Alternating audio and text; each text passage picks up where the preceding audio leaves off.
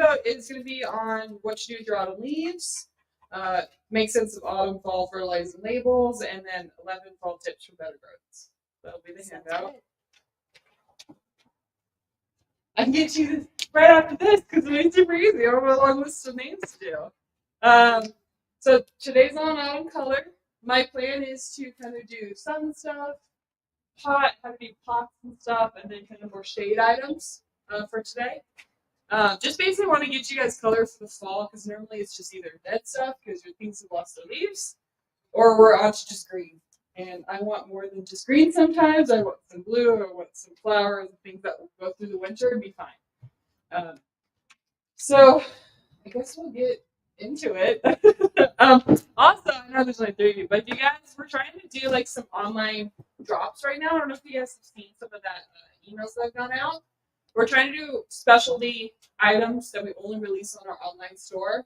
We rearranged that if you want to take a look. Right now it's a cyclamen and two specialty cyclamen and Christmas cactus. It's mixed. Yeah, perfect. So it's a really cool thing that we're only offering online. You can't find it in the store. So keep an eye on that through the season. I plan to do it 2-3 times a month kind of thing and try to do special things that we won't bring in physically. It'll just be for pickup. So that's something new. We have some hiccups we're doing. We're trying to figure it out. So this is our first drop of the last week, and this is our redrop. So that's just something else. Otherwise, my name is Mackenzie. Lisa's youngest daughter, taking over the garden center. So I'm trying to teach more classes and get us going. And it's the last one for the season until January. First one in January is usually either wildflowers or houseplants.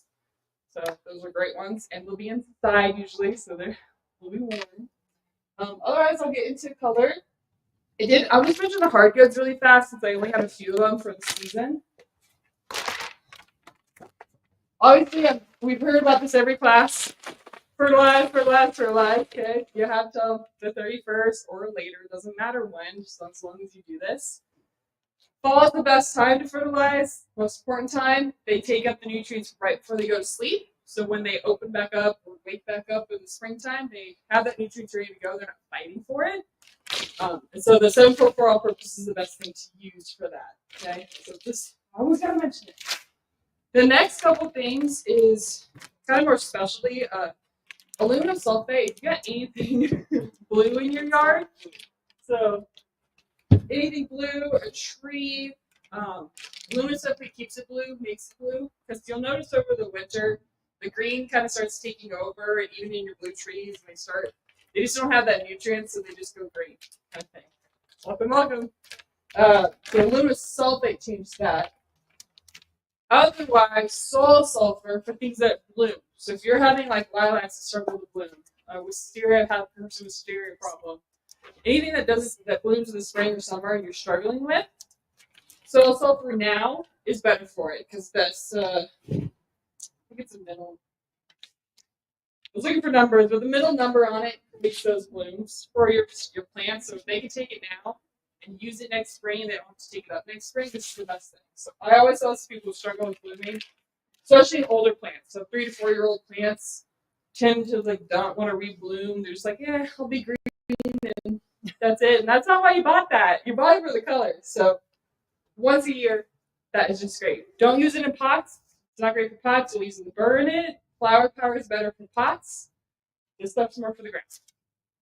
Enjoy that. That's it. I'll go over these if you guys have bug problems or fungal right now. What I had this week was all fungal problems. People had overwatered in that heat, but the ground's staying more wet now. We're just cooler.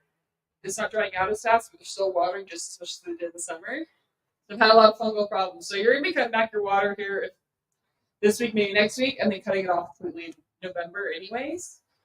You don't want to stop watering over the winter, by the way. If you have a huge storm coming or a big snowfall, you want to water just before that because it actually insulates your plant. So don't stop watering over the winter. You just water twice a month, kind of thing. And there's a warm day, you either turn your drip on or you go and water your more important things that you want to. It just makes them look a lot nicer in the springtime. It was a big effect this year. We were so dry in the winter, and we had no rain, and things just struggled. They didn't come out as nice. They didn't look good. Winter watering affects and helps a lot. So that's a little tips and tricks. Let's start going into this stuff. So fall color. So these are kind of, I wanted to provide things that would change color. Not everything is going to be evergreen. I'll tell you what isn't. But most of it is. Change color for the fall, for a lot of the fall, not just 1 month and it's done changing colors. So I want to get you all that throughout. And then things with berries, kind of a mix of textures, mix of things. I know you all know what this stuff is, for the most part. Start these. This one's the most popular. It's just because you can't be all that different color you got going on. This is Mandina, heavily bamboo. It's not the bamboo that takes over and takes up your whole yard, kids. It's the non-invasive one. You'll see it everywhere. There's different sizes, different colors. This is the Tuscan Flame, so it's a little bit more red, orange color to it than the normal one. Comes out multiple colors, goes more red in the fall, so this will actually become more red, especially as the new growth comes out. You can see it's kind of getting a lot darker. In the summer, it's more green because the heat just kind of is like I'm gonna push green and I'm done. The cold actually changes that color on it. So this is a good evergreen. Nothing eats it, nothing touches it. Never really had insects go after it either, so it's just a good overall plant. Tuscan Flame gets 4 by 3, so it's a little bit taller. The Gulfstream is more of a 3 by 3 crown thing. The reason they kind of, I've seen them in the neighborhoods and stuff get a little bit leggy, like they'll just go into like tree forms. You want to give them a good whack back every 2 years, and that kind of keeps them flushing and keeps them full. So you don't just leave them and do their own thing. You want to whack back occasionally. So do they do well in pots? Yeah, they do great in pots. Yeah, because they don't get super huge. They'll do fantastic in pots. Yeah. Full sun. Yeah. Full sun to get the color on change on them. They can do some partial sun. You just may not get as much color change. Yeah. This one doesn't look great in a pot. That's fantastic in the ground. We'll find that out. This is a Oregon grape. This is the upright one. Upright does way better in the sun. The creeping one does not like sun. So creeping is more for under pine trees, your big evergreens. This can go anywhere in your yard. The fall is what brings out this red color. So it's going to start changing here soon. It has a beautiful yellow bloom on it in the spring. So it's kind of like a year-round color. You also get, I don't know if you guys see here, but they have blueberries on it. They're not toxic to animals unless they have to eat like a whole heck of a lot. But the birds love it and everything. Just keep that in mind if your dog's a want for berries, but it's not going to be toxic to them. But full sun for this upright one. Okay, great fall color. And then once you get it in the ground, it just flushes and does way better than a pot. Just natives need room to root out and grow. Pots don't provide that, and they get overwatered easily. They're very, very low water. But animals don't eat them. Bugs don't eat them because they got the serrated edges. Animals don't like to eat them. They don't touch them. Or they're resistant. Okay. This year, animals ate whatever they felt like, whatever they wanted. They didn't care. It was a feast for them this year. Pyracantha. Everywhere you see it everywhere right now, especially because you see the orange berries on it. This is the victory one. There's like 3 different pyracantha that work well here. So white little blooms on it, and then it turns into the orange berries. If you see the red one around here, the one with the true red berries, vendors don't grow that anymore. It doesn't do that well up here, actually. The red one forever just isn't as hardy and strong. It tends to die out real fast. This one sticks around, does its job. Best to use on edges as a border. You can bind it up something and really cover something fast. If you want something done in a year, this will do it. You can also take out the bamboo, these shoots, and it will just turn into a giant shrub. Kind of like 10 by 8, it gets big. You will have to either cut it back occasionally or let it do its thing in a corner. Okay, but it's great to feed your wildlife, keep things out of your yard. Nothing's going to eat it because it does have pokey thorns on it. But I think it's a solid shrub. You don't have to, eventually don't water it. Once it's in, once it's rooted, you can kind of take it off drip and let it do its own thing. So it's really hard to plant for around here.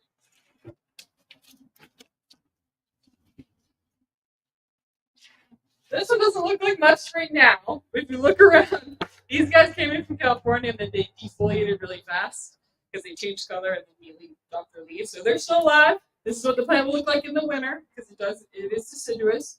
But if you look around town right now, especially over by Yaffe College, they have this growing on like one of the walls as you pass on the highway. all of that is straight red, orange red. So I brought it because this is a good color show on it. This is what it does for about a month or two. It's kind of a short-lived one, but that color you can't beat. It's just imagine a wall of orange red. It does also give off berries. That's why I wanted to bring it. Wildlife, again, doesn't throw off enough to hurt a dog or anything. It's not toxic. Always check with your vet. Okay, but this can't be this color, especially if you mix it in with some things. Like you have it growing up something, but you put like another color around the base, so when it does lose its leaves, you have that color change. Makes for a good plant. So Virginia creeper. Lottie, the only evergreen vines that you will find are the Japanese honeysuckle, full sun, and then the Boston ivy for a shade vine. Okay. I get the English and Boston confused, and one of them loses their leaves, one doesn't. So Boston ivy is evergreen. Those are two only that will keep their leaves. Besides roses, but roses are a different story altogether. These guys, so this one kind of fakes people out. This is an abelia. This is a kaleidoscope abelia. We usually have this in the shade section, but it can do full sun. It can do both. I actually like it more in full sun because it keeps more of its kaleidoscope colors.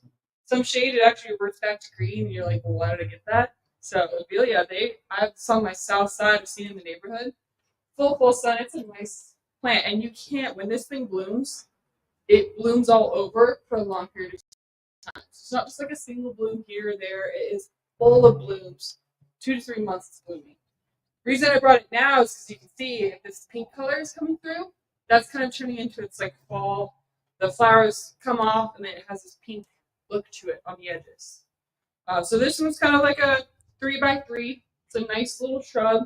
You can get abelias that are taller or shorter, it doesn't matter.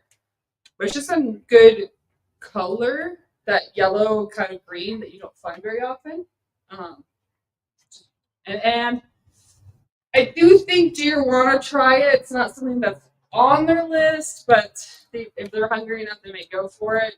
But rabbits leave alone. Javelina shouldn't touch it unless they just want to have fun and rip it out for no reason. And insects, I've seen a couple aphids on it here and there, but they're going for different stuff than this guy. But it's a good solid plant in front of a giant plant, in front of some trees, especially against like a blue tree. It's just super kind of pretty difference to me. We're all preferences. I just brought these because we just got them in. We have struggled to get these all year round. It's a yucca, but this is a stoplight yucca, so it is a dwarf version of the big guys you see around town. I just got excited because we couldn't get them in all year. So finally have them. They throw off this big red stalk that, of course, they broke off. I tend to do that. That sets up multiple through the season. It will start blooming in end of May, June, and go until we freeze in November. So if they bloom for long periods of time, if this one blooms out, I'll just cut it right back to the main stalk and it'll send up another one, kind of thing. So they do bloom out through the year, but you just come back and send up another one. Full sun, nothing eats it. Javelina did rip out a lot this year because it does hold water, so they were desperate. But I've never seen like them actively go for it, especially deer and rabbits. Okay, so yuccas. Solid here. I will either, when I do yuccas, do like a pod of yuccas, because one in a landscape doesn't really showcase. It kind of hides in our rocks and our boulders. But if you do 3, especially like 2 reds and a yellow, 3 reds, it just showcases and looks great and doesn't fill up a huge part of your yard. So these guys will get like 2 feet by 3, and then you get the stalks. They don't take up a huge space. So I like to group them together or put them in between different evergreens to have them kind of pop out throughout the year. That's how I like to use yuccas. A lot of people like to put one in the yard, one and done. It's like you don't see it ever. What was the point of that? Kind of thing. But full sun, no drip. I almost want to put it on drip so you can leave it on itself, just occasionally water it. So susceptible over water. Okay.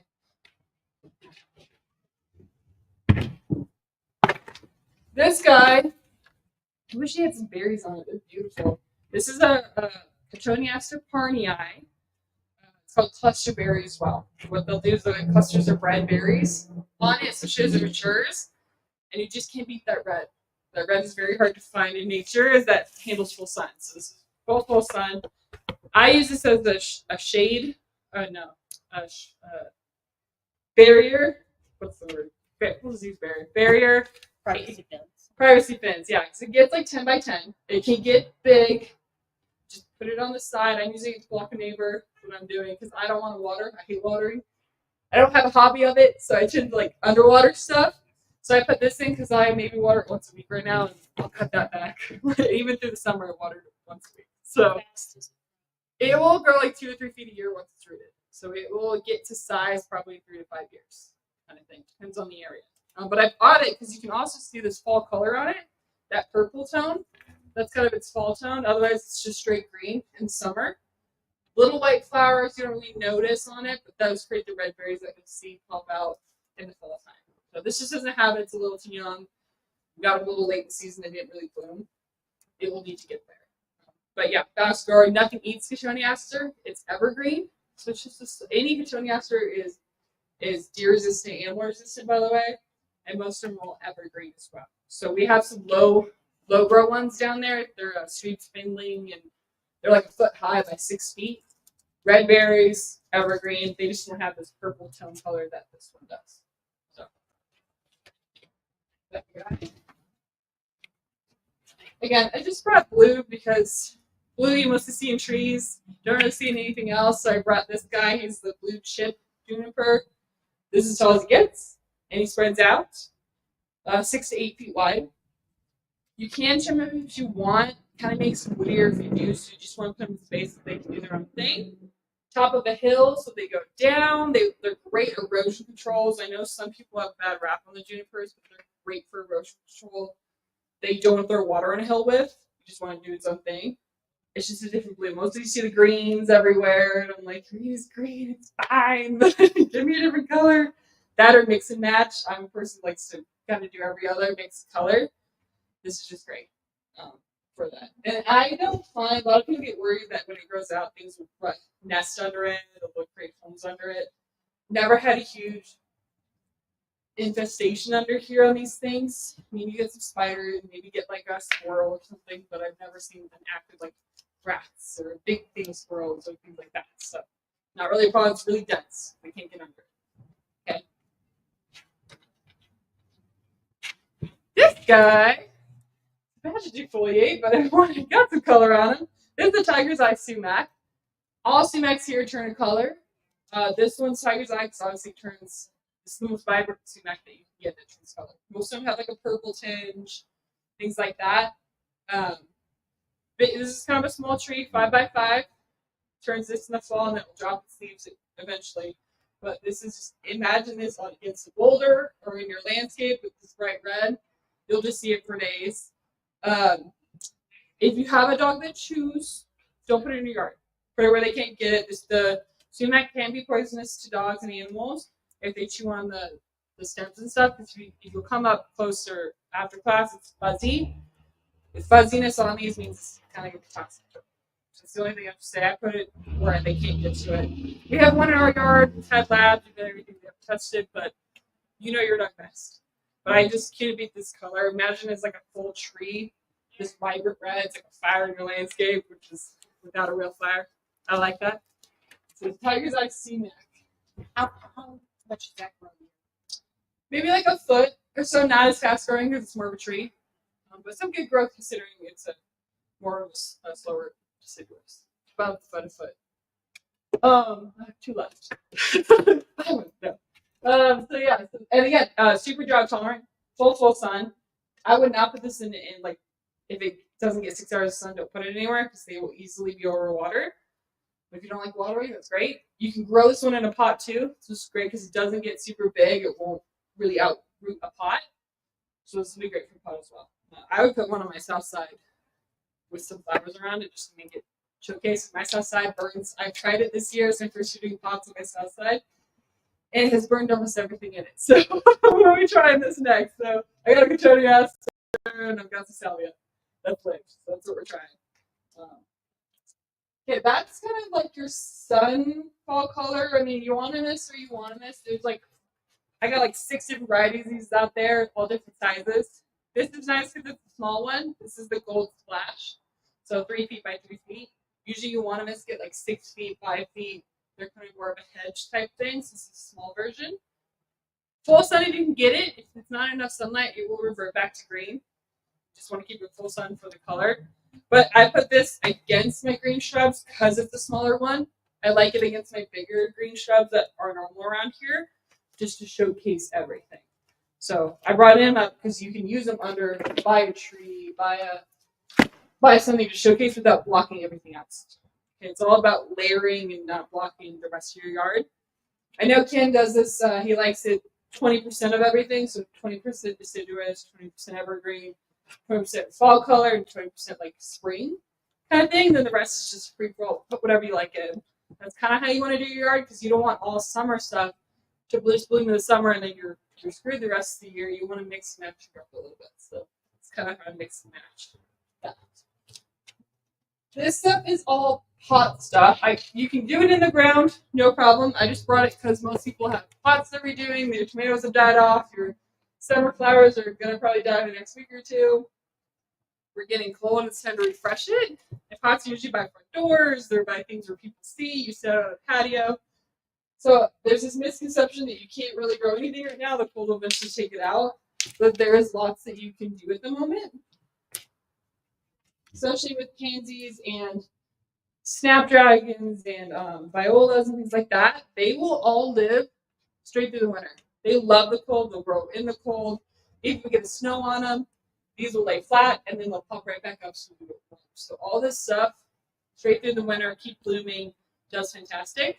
I like him because in pots, this is a dwarf grown spruce. He's just a showcase. You put lights on him. People use him as a Christmas tree, a living Christmas tree. He's fantastic like that, especially if you don't want mess indoors. Just put him right outside, do lights. And then I love to put everything around him. So this thing only grows like 6 inches a year, if that. Very slow growing, which is why it's fantastic for pots. No matter what size they get, 6 by 8, but they will take forever to get there. So that's why they're fantastic for pots. Nothing really eats it either because of that harsh needle that it's got on it. The only thing I've seen on these guys is usually spider mites. So that webbing that can coat things. That's what I usually see. You just spray it down. Some years is bad, some years not. Okay, but these guys, they can handle full sun. I think they like a little bit more shade, especially in the summer, just because they get kind of hot. You might need to rinse down the plant a little bit. But they're just cute everywhere else. You can put pansies around it. You can put these are mums. I brought these two up because they're new colors. Usually you see the yellow, the red, and the purple. These ones are a little bit different because you can see the flower heads a little bit more open and wide kind of thing. So I don't know if anyone's online, but you can see they're a little bit more open. I just had someone come through and buy the whole flat of these yesterday. I don't think she saw this one up here, so there's one left, but we'll get more in. So there's just tons of different colors. Mix it around. These do get kind of 3 by 3. These will winter over. They'll be a perennial. They'll be a year-round plant. So if you want to take these out that are done in a pot, done blooming, and move them into the ground, you can. Because these will stop blooming kind of by springtime. Maybe more like December, and then they'll go through a second round early in the spring, then they're done. And they won't flower again until the fall. The thing with them also is if you have a bush right now and they're bloomed out, and you're like, that wasn't very long. If you just snip off the top layer, it's sending up a whole new second layer. So mums fake people out, and they're kind of tedious that way. But if you just whack them, they're sending up a whole nother row of flowers ready to go again. So that's mom. But great around different things for a small while. They don't grow like this. Won't outgrow this in the season. It will take 2 or 3 years before it's full grown from this size. I do have the back stick. That's kind of, we give it a year or two and it'll be full size. So this is just it in the bigger form. So yeah, dianthus are another perennial. These will come back. You can keep them in pots. They're fantastic or move them to the ground. This is a low version of one. They can get a foot high by 2 feet. This is a small version, kind of maybe half a foot, 6 inches. Great. Nothing eats dianthus. Nothing. Well, this year they kind of did, but nothing likes dianthus. They're resistant. Lots of different colors in them. They're just great around something to bring it to color. Yeah, I haven't seen insects really go for these either. Those aphids that get on everything that you fight every year, haven't really seen them go after the anthus either. So that's really These are the last two. These are annuals. These will die back. They will. They don't die back till like probably April when we get hot. And these guys, snapdragons, I just brought them up because it's multicolored. Usually you get one or two. So this guy you can't beat. You can put him in a pot by himself to fill out. Put them with something. They do get kind of tall, so this one will get like a foot by 2. Some get 2 feet, depending on where they're at. These guys do like to reseed places. They're not super invasive, but when this plant dies, it will send seeds out into your yard and kind of pop up. So they're semi-annual. They'll come back 3 to 4 years, and then the plant will die out. I think so. Semi. This is stalk. I like stalk fully because it's a double bloom. Can't beat a double bloom, and it smells really good. So this is one of the few annual flowers that actually have a smell to it that you can find. So if you have a front porch by your door or something that you want, this would be a great entrance. And it does get taller. It gets like a foot, so it looks squatty now, but it will get taller. Then you can put pansies or violas around it. Looks really nice. Comes in multiple colors. I think I just have purple at the moment, but I got lots of colors usually. So that's kind of pots. You can do most things in a pot, by the way, shrubs, tree, anything. Just depends on how big a pot you got and the size, if it's a tree size of the tree that it gets. But most things will grow in a pot, just depends on sun and pot size. Okay. Most people think they can't do a lot. I'm like, you can do anything in a pot, just what size will it be eventually? Because it will stunt the growth of most shrubs or trees in a pot. And then how much do you want to water? These guys, yeah, well, this is kind of a finish up the shade. Any questions, by the way? Anything? Okay, good. Fall color is just like, what do you do with fall color? Because you don't want fall color by itself in the yard, one thing. I like to mix fall color with 2 or 3 things so you can get a good look that won't just die out over the winter. So that's kind of what this is. These are shade. These are heuchera, million bells. I have 6, 7 different colors. It comes in a variety. Doesn't do full sun, so north side, east side, takes morning sun, late afternoon, just not that summer heat sun. I liked it because in a pot, these would be great. These are its flower, by the way. You can just cut these back once it's done. I'm surprised it's even flowering now. It's kind of almost spent. Usually it's a little pink or white flower. Well, you're getting it for the color. This is ornamental cabbage. Ornamental kale I also have. I just brought it because it's just a great showpiece against this. This will die out in the summer next year, but by then these will be grown out, so it won't be fighting. So I do it now, and then that way, when this dies, this is almost filling your area. But just showcasing that color together is fantastic. Like usually this is kind of more fun, but if you have partial, this is great. This is a great mix. If you do have animals, the kale, cabbage, they will go for. So you do have to kind of be careful. But this, animals don't like this though. They won't eat this. They won't go for it. Maybe the rabbits might try it if they're desperate, but it's not on the super big list. But this is. Yeah, this is a tablet. So careful where you put it. All right. So do that. You can eat it. Just it's gonna be better. So that's cool. These guys are cool. So our camellia finally came in. Camellias are earliest spring bloomer. Like some are blooming now, but only because they came from California, so they were kind of ready to go. They'll pop here in the next month or so. I have 3 colors: red, white, and pink. This one is blooming, so I brought that guy. It's a little bit bigger bloom because this is just about to die back. It's a little bit bigger than this, but you can tell it's all over the plant. It's blooms are all over. This one's just starting to go. I was hoping it'd open up the class. But that guy there, he's the red, so it starts out pink, goes to red. These are, unfortunately, they are partial shade, so they can't handle that summer heat. They will burn, but they can handle a lot. So morning sun up to like 11, 2 o'clock onwards. It's just a straight midday. They're fantastic. They are like a 7 by 6, so they get pretty big. You want to give them their space, but earliest bloomer you can find. So when everything else is done blooming, or even your full winter stuff's done, this will then go into great early spring plant. It is evergreen, so it will do this year round, which is nice as well. But yeah, I just got excited. The first, we only ever get them in the fall. That's all the time we ever get them. We'll carry them into maybe January until we run out, and then we're done. So all the time of year to get them.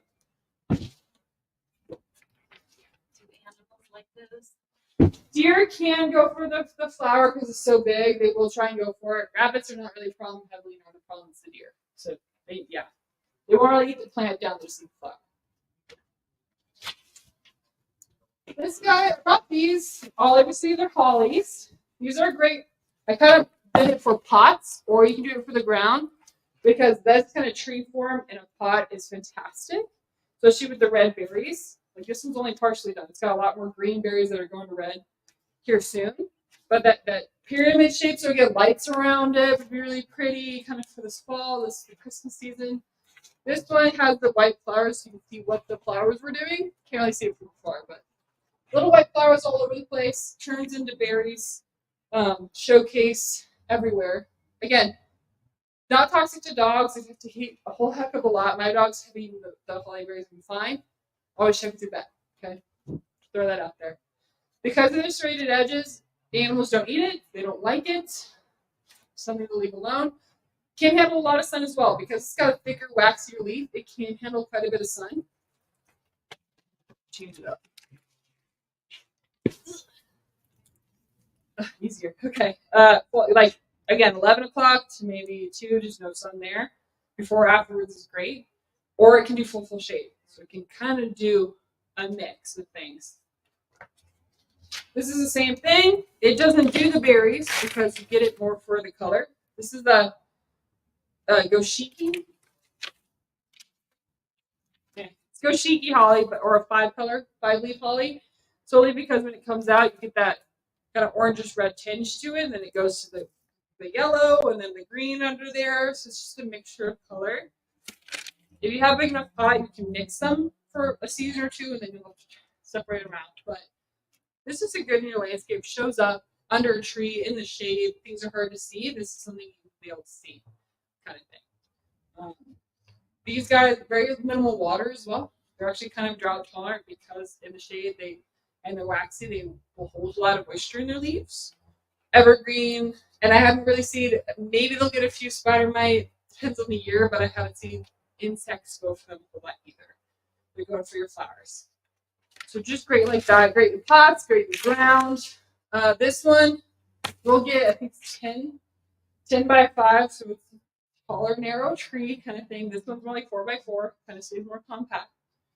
And then this, not all hollies will give you berries. So you have to we get the ones that are berry magic. There are 2, they grafted 2, male and female together. That's why you get it. So not just every holly will give you a berry. You gotta be very specific about which one you choose. Okay. This is red beauty holly, red beauty, or berry magic. So be careful which ones you get. Ah, look at me. Am I speaking? Let's see if I got this done. I got it spaced it out. I did the time. This guy, if you notice our front entrance, as you came in, those maples, the autumn blade, those are autumn blades out there. Super beautiful. You will have to be careful when you put any maple in your yard because as you can tell, the one in the more sun is bright red. The one next to it, the other side of the fence, is a little bit more orange and green. So if you put in more sun, they will get you more color. This is the flame or near maple. So if you don't have room for a 40 by 40 tree, which is what the autumn blades can be, this is a 20 by 20. So same color change. This is a multi-trunk, so instead of the one, you will get a multi-trunk on it. And it starts like a shrub, but eventually grows up out of it. And then you can cut off what you want. You can shape it however you like. But if you want the color and you don't have space for the big one, this is your next best thing. Flame him your maple. So brought him because he's just a good color. I don't know. Hard in pots, but this color is, again, can't be. The Japanese maple also turns color. That you'll see it down there. I didn't bring it because they hate the sun. If you do not have sun, don't do it. Most people here don't have shade, so I didn't want to tempt you with it. But the Japanese maples need some afternoon shade. They can only do like morning sun related at evening, otherwise they'll burn. But they turn that red too. So The coral bark especially. The blood good, because it's darker, doesn't change because it's already dark, but the coral bark does the red color. That is the plants. That is your fall color that I've got. Any questions on anything I've spoken on? Anything else you thought of? Otherwise, I'm going to end class early because this is it. Thank you for showing up. I was afraid I wasn't going to be able to teach anything. So, thank you guys. I appreciate it.